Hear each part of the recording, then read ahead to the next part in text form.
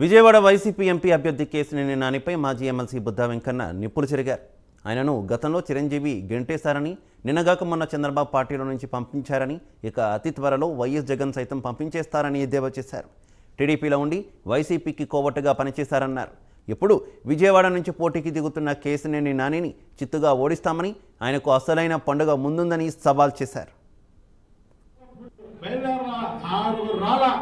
మొత్తం కేడర్ అంతా కూడా అన్ని నియోజకవర్గాల్లో అలాగే ఉండిపోయింది. అది తెలుగుదేశం పార్టీ సత్తా. ఇంకా ఇవి చాలా ఉన్నాయి.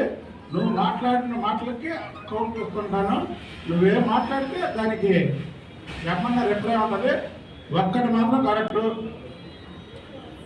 2 సంవత్సరాల్లో పూర్తి అవ్వాల్సినటువంటి కనకదుర్గమ్మ ఫ్లైఓవరు 4 సంవత్సరాలు పైగా పట్టడానికి దానికి కేసీనేని నానే కారణం. సోమా కంపెనీ వాళ్ళని బ్లాక్మెయిల్ చేసి ఆయనకి కమిషన్ కావాలని కూర్చుంటే వాళ్ళు వెళ్ళి చంద్రబాబు గారికి చెప్పితే చంద్రబాబు గారు పిలిచి మందలించాడు. మందలించినా సరే మళ్ళీ వాళ్ళని బ్లాక్మెయిల్ చేస్తే కమిషన్ తీసుకున్నాకే మొదలు పెట్టించాడు. కాబట్టి కేసీనేని నాని అనేవాడు అవినీతిపరుడు. కేసీనేని నానిని మెడపట్టుకొని గెంటేశాడని అతను అర్థం చెప్పాడు. కానీ మేము మెడపట్టుకొని గెంటేసిన వాళ్ళని వైసీపీలో చేర్చుకున్నాంటే వైసీపీ పార్టీ ఎంత స్థితిలో ఉందో అందరూ తెలుసుకోండి.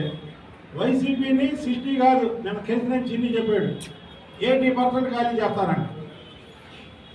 పార్టీ అధ్యక్షుడినే తీసుకెళ్ళిపోయాడంటే అసలు పార్టీ ఖాళీ అయిపోయాడు.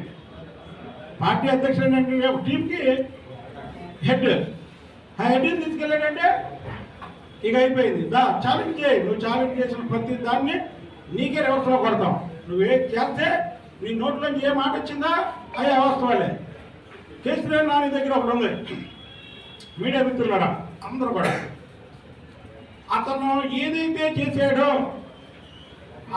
అతను క్వాలిటీస్ అంటే అతని దగ్గర ఉన్న చెడు క్వాలిటీస్ ఏవైతే ఉన్నాయో ఎదుటి మనిషి ఎవరో ఎప్పుడో నా మీద మాట్లాడతారని ఆ చెడ్డ క్వాలిటీస్ అన్ని పేర్లు పెట్టకుండా వాళ్ళ మీద